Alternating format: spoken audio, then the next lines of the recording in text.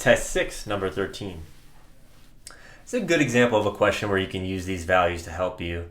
And I like to think about these as the intersection of two equations. So you could totally say y equals 2x squared minus 4x and y equals t. And the intersection would be the solution, right? So if you think about this as a parabola, which opens up, I don't have to know much about it. I know it goes through 0, 0. I know it opens up. So at first glance, we could figure some other stuff out about it, and I'll talk about that in a second. I don't know if it looks like this or if it looks, like this. I know it goes through 0, 0, and I don't know which side it's on at first glance. But y equals t is a horizontal line. In order to not cross each other, to have no solutions means to not intersect, y equals t, the horizontal line would have to be below. Because if it's sufficiently high, it's going to cross, at least once or twice. So t has to be the smallest value, -3, so that the line is sufficiently low. Because if it were -1, then there would be two correct answers. It would be -1 and -3. Right? So it has to be -3. That's how you can use the values to shortcut this question really quickly. There's yet another approach, which is to say, if you're thinking about this algebraically, no real solutions means let's set up a quadratic that we can do something about, which is get it into standard form. So standard form is ax squared plus bx plus c equals 0. So let's get this equal to 0 by moving t to our other side. Subtract t equals 0. So now what we have to do is we have to use the discriminant. So the discriminant is part of the quadratic.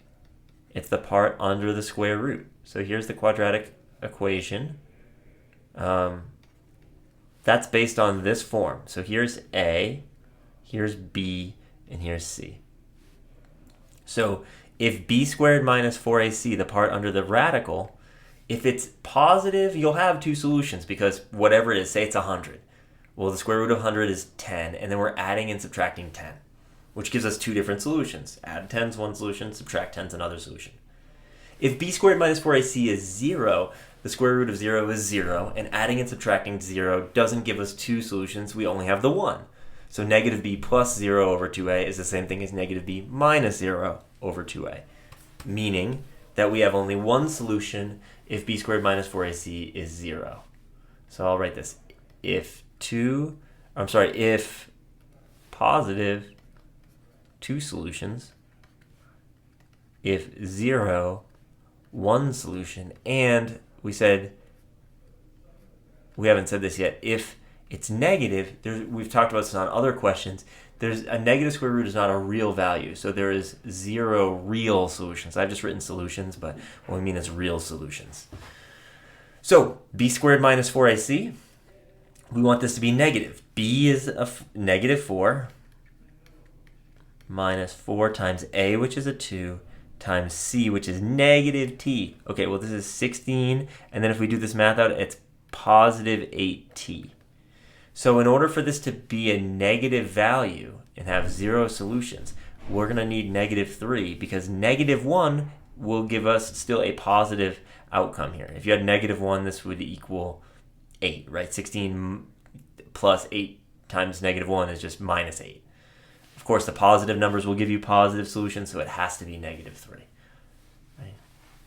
So that's using the values. It's almost essential to use the values to solve that question because you still have to, you kind of have to figure out if this is a negative value. You're going to have to look at what your options are. Sorry for that terrible handwriting.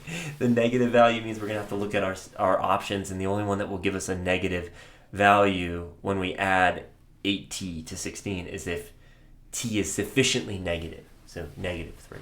So that's using the answer choices to help you, and it's almost essential to doing that question.